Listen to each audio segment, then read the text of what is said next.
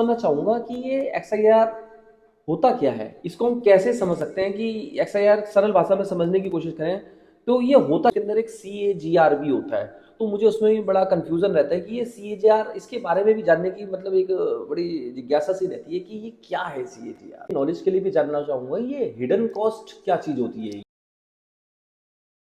नमस्कार दोस्तों, स्वागत है आपका आज हमारे पॉडकास्ट में, जहां आज हम फाइनेंस से जुड़ी कुछ जटिल चीजों को आसान भाषा में समझने की कोशिश करेंगे। मैं मोहित, मेरे साथ है विकास दीक्षित, और आज का टॉपिक है SIP और म्यूचुअल फंड के अंदर इस्तेमाल होने वाली कुछ टेक्निकल टर्म्स जैसे CAGR, जैसे XIRR, जैसे एक्सपेंस रेशो, एग्जिट फ्लोट वगैरह। इसको आज हम सरल भाषा में समझने की कोशिश करते हैं। और ये सिर्फ और सिर्फ ये पॉडकास्ट उन इन चीजों के लिए कि इनको हम सिर्फ समझना चाहते हैं, समझाने की कोशिश करना चाहते हैं। तो आगे विकास दीक्षित जी। नमस्कार दोस्तों, हम आज की पॉडकास्ट में SIP म्यूचुअल फंड के माध्यम से जो लोग इन्वेस्ट करते हैं उनके अंदर कुछ टेक्निकल टर्म यूज होती हैं, जैसे XIRR, CAGR और एक होता है एक्सपेंस रेशो। इनके बारे में आपको समझाने की कोशिश करेंगे ये होते क्या है। लोग अक्सर इन्वेस्ट तो कर देते हैं लेकिन उनको इन चीज़ों के बारे में नहीं ज्ञान हो पाता, ज़्यादा ज्ञान नहीं हो पाता। आपने आजकल देखे होंगे पॉडकास्ट चल रहे होंगे, उसमें कैसे आप SIP में पैसा लगाएं, कैसे म्यूचुअल फंड में लगाएं, इन चीज़ों पे तो अक्सर बात होती है लेकिन इन टर्म्स पे ज़्यादा बात नहीं होती है। इसके बारे में हम समझेंगे। तो सबसे पहले मैं आपसे ये समझना चाहूंगा कि ये XIR होता क्या है, इसको हम कैसे समझ सकते हैं कि XIR सरल भाषा में समझने की कोशिश करें तो ये होता क्या है। क्योंकि मैं अपना ऐप खोलता हूँ, मैं म्यूचुअल फंड्स को देखता हूँ, मैं SIP को देखता हूँ, तो मैं डे रिटर्न्स में चले जाता हूँ, मैं अपना डे के जो कैलकुलेशन होती है उनके अंदर जाता रहता हूँ कि अब मेरा इतना रिटर्न आ गया, इतना डे रिटर्न आ गया, इतना ये XIRR होता है। तो मेरे को इसको कैलकुलेशन मेरी समझ नहीं आती, तो क्या इसको समझाएंगे आप?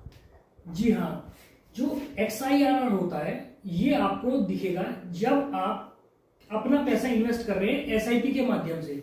जब आपने एक पोर्टफोलियो क्रिएट किया हुआ होगा उसमें आपकी इन्वेस्टिंग वैल्यू दिखाई जाएगी और जो उसका आउटपुट आ रहा होगा, जो इन्वेस्ट होने के बाद आउटपुट आ रहा है उसके बराबर में एक कॉलम होता है XIRR का, वो एक परसेंट के रूप में आता है। XIRR हमेशा उस अमाउंट पर उस में लगता है जो आप पैसे को इन्वेस्ट करते हैं SIP के रूप में। मतलब हर महीने आप कुछ ना कुछ पैसा डाल रहे हैं और वो जो उसका रिटर्न निकल कर आता है वो XIRR के रूप में निकल कर आता है। हम इसको ऐसे समझ सकते हैं, जैसे 1 जनवरी 2025 को आपने 5,000 रुपये इन्वेस्ट किए, 1 फरवरी 2025 को आपने 5,000 रुपये इन्वेस्ट किए, ऐसे ही चलते जाएंगे पूरे साल तक। आपने 1 दिसंबर 2025 को भी 5,000 रुपये इन्वेस्ट किए। अब कुल मिला के 12 महीने में आपने जो पैसा इन्वेस्ट किया वो पैसा होगा लगभग 60,000 रुपये जी। और 1 जनवरी 2026 को आपका वो रिटर्न बन जाता है 66,000 का। तो कोई भी लोग जब देखेगा उसको तो ये समझेंगे मेरा जो रिटर्न आया वो 10% का आया, क्योंकि 60। मैं भी ऐसे ही समझता हूँ कि ये मेरा अगर इस तरीके कोई रिटर्न होता है तो ये 10% आया है। हाँ, तो वो एक्चुअल में 10% होता नहीं है। अच्छा। जब आप उसको देखेंगे तो वो आपकी परसेंटेज थोड़ा बढ़कर आएगी। वो क्यों होता है, जब आपने पैसा लगाया 1 जनवरी 2025 को 5,000, तो वो आपने लगाया था 12 महीनों के लिए। फरवरी का पैसा आपका लगा था 11 महीनों के लिए। अच्छा। और दिसंबर में जो पैसा लगा था वो लगा था आपका 1 महीने के लिए जी। जब इसकी जो कैलकुलेशन होती है वो एक टाइम की मतलब डेट के हिसाब से और इन्वेस्टमेंट अमाउंट के हिसाब से, वो दोनों का फॉर्मुलेशन से कैलकुलेशन निकल कर आती है। तो वो लगभग जिस हिसाब से 5,000 रुपये हर महीने लगाए आपने और वो 1 साल तक लगाए, तो वो कैलकुलेशन जो निकल के आएगी वो लगभग 19.25% के आसपास निकल कर आती है। तो इसको मैं एक सरल भाषा में समझना चाहता हूँ कि सपोज हमने 60,000 रुपये लगाए 5-5 हजार रुपये करके, तो ये जो 5-5 हजार रुपये करके 60,000 रुपये लगाए हैं, तो ये क्या, जो मैं समझने की कोशिश कर रहा था कि 10% 66,000 रुपये हो गए, वो क्या ये पर मंथ वाइज इंटरेस्ट किस तरीके से लगता है? इस तरीके को मैं समझ नहीं पा रहा हूँ। ये पौने जो आपने बताया 19%, 18-19%, ये किस तरीके से कैलकुलेशन निकली है? ये कैलकुलेशन एक फॉर्मूला बेस्ड कैलकुलेशन होती है। हाँ जी। जो हमने एक महीने 1 जनवरी 2025 को पैसा लगाया 5,000 रुपए, ठीक है। उसका रेट ऑफ रिटर्न अलग काउंट होगा, हाँ जी, क्योंकि वो आपने 12 महीने का लगाया। हाँ जी, फरवरी में जो 5,000 रुपए लगाया उसका रेट ऑफ रिटर्न अलग काउंट होगा, क्योंकि वो आपने 11 महीने के लिए लगाया। हाँ जी, ऐसे दिसंबर में जो आपने 5,000 लगाया उसका रेट ऑफ रिटर्न अलग काउंट होगा, वो आपने क्योंकि 1 महीने के लिए लगाया। तो जब ये आप पूरी कैलकुलेशन की जाती है तो वो रिटर्न निकल कर आता है लगभग 19% का। इसमें वेरी जो हमारा रिटर्न आ रहा है, रिटर्न तो इसका मतलब ये जरूरी नहीं है कि जो पहले महीने था हो सकता है उसमें हमें 15% का प्रॉफिट हुआ हो, दूसरे महीने में 5% का नुकसान हो गया हो, तीसरे महीने में हमें 10% का प्रॉफिट हो गया हो, फिर चौथे महीने में फिर हमें 20% का प्रॉफिट हो गया हो, फिर पांचवें महीने में फिर हमें कोई प्लस माइनस चलते रहते हैं। तो जो हमारा निकल के ऑन एन एवरेज आता है, तो क्या यही 19%, 18-19% यही होता है? ये थोड़ा समझना पड़ेगा। हाँ जी, जो रिटर्न आया है आपका, हाँ जी, आपका रिटर्न जो हम बात कर रहे हैं अभी, वो बात कर रहे हैं कि 5-5 हजार रुपए 12 महीने तक लगाए, उसका रिटर्न आपका 66,000 मिल गया। हम किसी पर्टिकुलर फंड की बात नहीं कर रहे, हाँ जी, हम बात कर रहे हैं इन्वेस्टमेंट की। इन्वेस्टमेंट और डेट और इन्वेस्टमेंट की बात कर रहे हैं। हम किसी पर्टिकुलर फंड की बात नहीं कर रहे कि उसका रिटर्न कभी महीने में ज्यादा था या कभी कम था। हम फंड की बात नहीं कर रहे, हम यहाँ पर सिर्फ एक XIRR की बात कर रहे हैं, कैलकुलेशन की बात कर रहे हैं, सिर्फ कैलकुलेशन। ये कैलकुलेशन 60,000 का इन्वेस्टमेंट SIP के माध्यम से हुआ, उसका रिटर्न 66,000 बन गया। वो परसेंटेज निकल कर आ रही है, वो परसेंटेज इसमें उतार तो वो 10% नहीं। अच्छा, इसमें हाँ, लोगों को ये समझना होगा कि ये जो हमारा रिटर्न आया है वो 10% नहीं है, 10% वो SIP के माध्यम से लगाया हुआ पैसा था, XIRR के। तो वो जो कैलकुलेशन निकल के आई है वो आपकी 19% के आसपास निकल कर आई है। ओके, अब हम दूसरी टर्म पर आते हैं। ये जैसे इसके अंदर एक हम ऐप खोलते हैं तो उसके अंदर एक CAGR भी होता है, तो मुझे उसमें भी बड़ा कंफ्यूजन रहता है कि ये CAGR, इसके बारे में भी जानने की मतलब एक बड़ी जिज्ञासा सी रहती है कि ये क्या है CAGR? CAGR जो होता है वो होता है compound annual growth rate. Okay, ये लोग अक्सर कंफ्यूज रहते हैं। जैसे कोई किसी म्यूचुअल फंड में इन्वेस्ट करने जा रहे हैं तो वो ये देखते हैं कि मैं CAGR को देखूं या XIRR को देखूं। तो मैं दर्शकों को ये बताना चाहता हूं कि इसमें कंफ्यूज बिल्कुल नहीं होना है। XIRR आपको तब देखना है जब आप SIP के माध्यम से पैसा लगा रहे हो।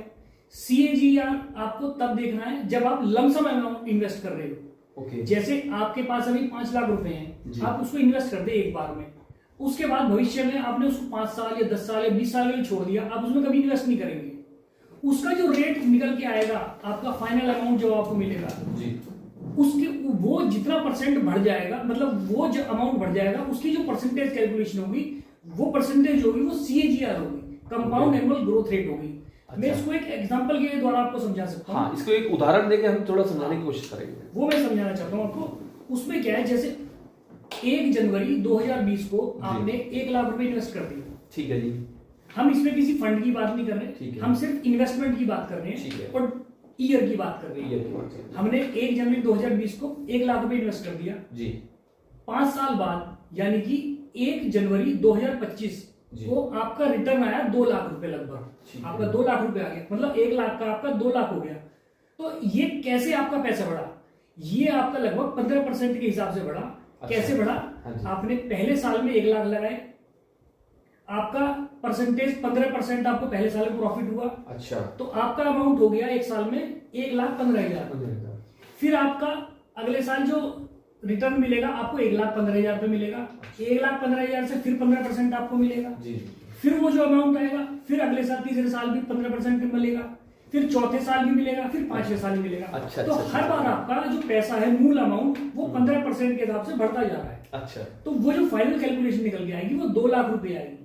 अच्छा अच्छा, ये होता है इसमें। तो इसमें अगर हम ये समझने की कोशिश करें कि ये XIRR और CAGR, इसमें हम चाहते हैं कि हमें कुछ हमारे दर्शकों को या हम जानना खुद भी चाहते हैं कि इसके अंदर क्या फर्क क्या होता है, डिफरेंस क्या है कि CAGR और SIRR, CAGR और XIRR। XIRR जो होता है वो सिंपल SIP के माध्यम से कैलकुलेशन होती है उसकी, और जो CAGR होता है वो एक लमसम अमाउंट पर। मगर मैं ये देख रहा हूं कि हो तो बेसिकली इन दोनों में कंपाउंडिंग ही रही है। कंपाउंडिंग हो रही है। तो रही है कंपाउंडिंग, मतलब इसमें बेसिकली डिफरेंस क्या हुआ फिर? कंपाउंडिंग तो आपकी, चाहे आप एफडी में पैसा रखें जी, चाहे बैंक में रखें, अच्छा, चाहे बॉन्ड में रखें, अच्छा, पैसा आपका इन्वेस्ट जहां भी होगा वो हाँ जी। कंपाउंडिंग ही होगा। मगर फिर इसमें फर्क क्या है सीएजीआर और एसआईआर में?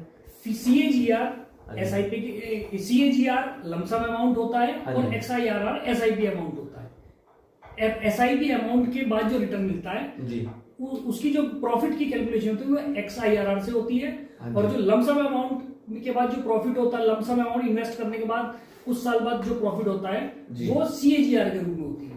अच्छा अच्छा अच्छा, मतलब अगर आप पैसा लगाते हैं एक बार, एक कोई मुश्त पैसा लगाते हैं तो वो तो हो गया सीएजीआर, उसका जो रिटर्न निकल कर आएगा, उसका जो रिटर्न निकल कर परसेंटेज है वो उसको सीएजीआर CAGR होगा। मतलब ये दर्शकों के लिए ये है कि जब भी आप इन्वेस्ट करेंगे सबसे पहले आप इन्वेस्ट क्या कर रहे हैं, लमसम अमाउंट इन्वेस्ट कर रहे हैं या एसआईपी का इन्वेस्ट कर रहे हैं। तो आपको लमसम के जो लमसम अमाउंट इन्वेस्ट करेंगे तो आपको उसी पर्टिकुलर फंड का सीएजीआर देखना है। जब आप एसआईपी के माध्यम से इन्वेस्ट करेंगे तो आपको किसी भी फंड का या जिसमें भी इन्वेस्ट करेंगे उसका एक्सआईआर रिटर्न देखना है।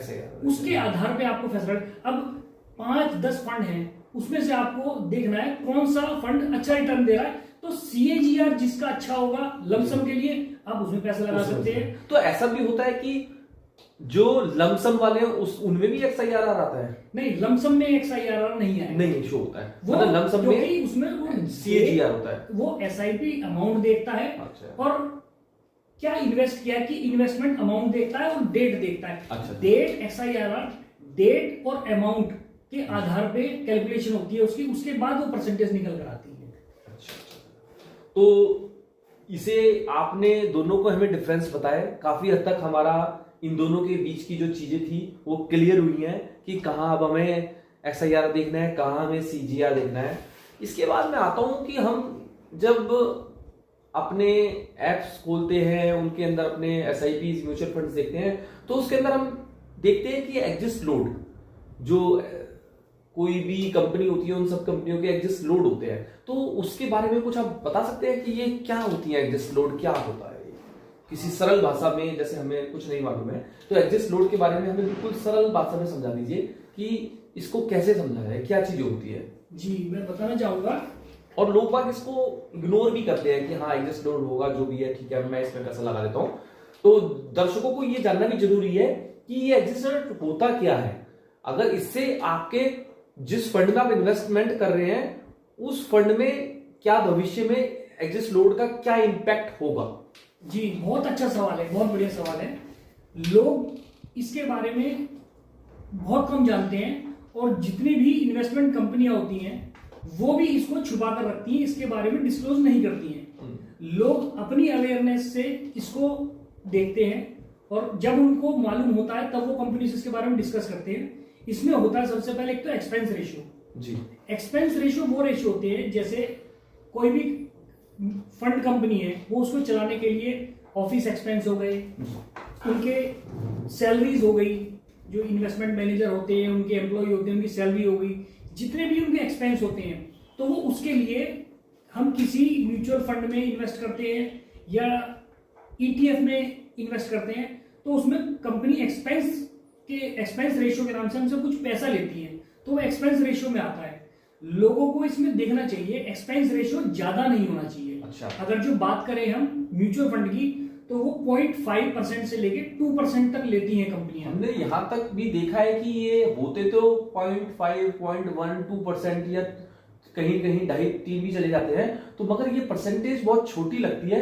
मगर जब भविष्य को हम फ्यूचर में देखते हैं तो इसका काफी अच्छा खासा अमाउंट भी हो जाता है। अच्छा अमाउंट हो जाता है। आपको जब भी आप इन्वेस्ट करेंगे किसी भी फंड में तो आपको ये देखना होगा उसका एक्सपेंस रेशियो क्या हो गया।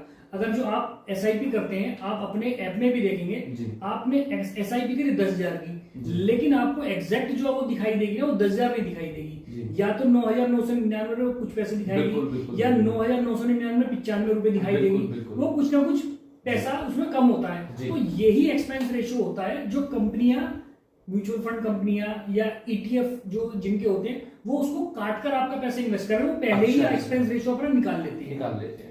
फिर उसके बाद ऐप भी जिस थ्रू कंपनी में आप जिस ब्रोकर के थ्रू करा हुआ है वो ब्रोकर भी अपना चार्जेस लगेगी। हाँ, वो एक्सपेंस रेशियो में ही वो सब आ जाता है। अच्छा, वो भी एक्सपेंस हाँ। रेशियो में आता है। दूसरा इसमें एक और होता है जिसके बारे में लोग जानते ही नहीं है, क्योंकि इन्वेस्ट करने के टाइम पे पैसा कट जाता है, वो एक्सपेंस रेशियो तो लोगों को पता चल जाता है। अब किसी ने 5 साल या 10 साल के लिए इन्वेस्ट कर दिया, अब क्या होता है, एग्जिट लोड होता है। एग्जिट लोड कोई लोग देखते ही नहीं है।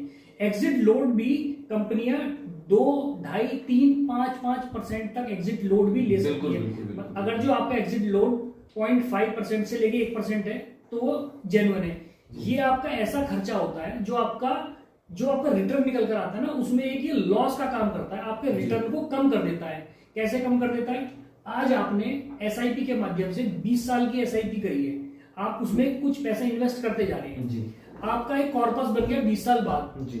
अब 20 साल के बाद जब आप उससे एग्जिट लेंगे या उसे रिडीम करेंगे अपने अमाउंट को, जब आपको जरूरत होगी आप उसको निकालेंगे, आपका हो गया 2 करोड़ रुपए अमाउंट हो गया। और उसका अगर जो एग्जिट लोड 2% होगा तो आपके 2 करोड़ में से 4 लाख रुपए एग्जिट लोड के नाम पे कंपनी ले लेगी। 4 लाख कितना बड़ा अमाउंट हो जाता है, लोग बड़ा अमाउंट है। तो लोग इस चीज को नहीं देखते हैं। तो दोस्तों इस चीज को समझना भी बहुत जरूरी है, जो हमारे विकास दीक्षित ने समझाई है कि एग्जिट लोड, XIRR, CAGR। तो दोस्तों जल्दी से कुछ रिकैप करते हैं कि हमने क्या क्या चीजें करी हैं, क्या क्या चीजें हमने शुरू से समझी हैं। एक बार थोड़ा सा रिकैप करके बताएंगे। हाँ, रिकैप हमारा एक तो होता है XIRR, सिंपल, वो SIP पे कैलकुलेट होता है। दूसरा होता है CAGR जो लमसम अमाउंट पर कैलकुलेट होता है। तीसरा होता है एक्सपेंस रेशियो और एग्जिट लोड। एक्सपेंस रेशियो जो होता है वो हम 0.5 से लेके 1.5% तक होगा किसी भी म्यूचुअल फंड या फिर किसी भी फंड का, वो इतना होगा तो वो सही है। और एग्जिट लोड आप देखेंगे तो कम से कम होना चाहिए। मैं दर्शकों को ये बताना चाहता हूं कि एग्जिट लोड अगर जो आप म्यूचुअल फंड के बनस्पत आप ETF में देखेंगे तो उसमें ETF में एग्जिट लोड ना के बराबर होता है, क्योंकि ETF जो होता है वो एक तरह से शेयर की तरह ट्रेडिंग होता है। जैसे आज आप शेयर खरीदते हैं और आज ही बेच सकते हैं। आप म्यूचुअल फंड को आज नहीं खरीद सकते और आज आप बेचना चाहे तो आज नहीं बेच सकते, वो भी 1 या 2 दिन या 3 दिन का समय लेता है। लेकिन ETF में ऐसा नहीं है। ETF आपका आज खरीदोगे तो आज ही उसको बेच सकते हो, इसलिए उसमें एग्जिट लोड नहीं होता। एक्सपेंस रेशियो तो होता है लेकिन एग्जिट लोड नहीं होता। तो इसमें मैं थोड़ी सी अपनी नॉलेज के लिए भी जानना चाहूंगा, ये हिडन कॉस्ट क्या चीज होती है? ये हिडन कॉस्ट यही चीज होती है, कंपनियां इसके बारे में डिस्कस नहीं करती हैं। वो सिर्फ अपना जब भी प्रचार करेंगी वो यही प्रचार करेंगी कि फलाना म्यूचुअल फंड या फलाना ETF इतना उसका रिटर्न आ रहा है साल का। वो आपको साल का XIRR बता देंगी, CAGR बता देंगी, ये सब बता देंगी, लेकिन वो एक्सपेंस को नहीं बताएंगी, क्योंकि वो उसकी जेब से कटना है। जो इन्वेस्टर है उसकी जेब से जाएगा, तो उस खर्चे को नहीं बताता है। वो सिर्फ ये बताता है देखो इतना रिटर्न हम दे रहे हैं। तो लोगों को ये ध्यान में जरूर रखना चाहिए एक्सपेंस रेशियो और एग्जिट लोड क्या है हमारा। तो दोस्तों अगर आप SIP, म्यूचुअल फंड्स वगैरह में अगर इन्वेस्टमेंट करते हैं तो आपको ये छोटी बारीकियां को जानना बहुत जरूरी है, जिससे कि भविष्य में आप अपने इन्वेस्टमेंट के बारे में भी जान पाए कि आप कहाँ इन्वेस्टमेंट कर रहे हैं और आपको क्या रिटर्न्स मिलेंगे, क्या डिडक्शंस होंगे, क्या हिडन चार्जेस होंगे, जो आपको जानने बहुत जरूरी है। मुझे उम्मीद है कि आपको ये जो हमने आज डिस्कशन कराया समझ में आया होगा। अगर इसमें कुछ हमसे गलतियां हुई हैं तो प्लीज आप हमें कमेंट करिए और बताइए कि हमने क्या गलतियां करी हैं, और हमारा चैनल को जरूर सब्सक्राइब करिए और इसको लाइक करिए। Thank you. ज्यादा से ज्यादा शेयर करिए। धन्यवाद।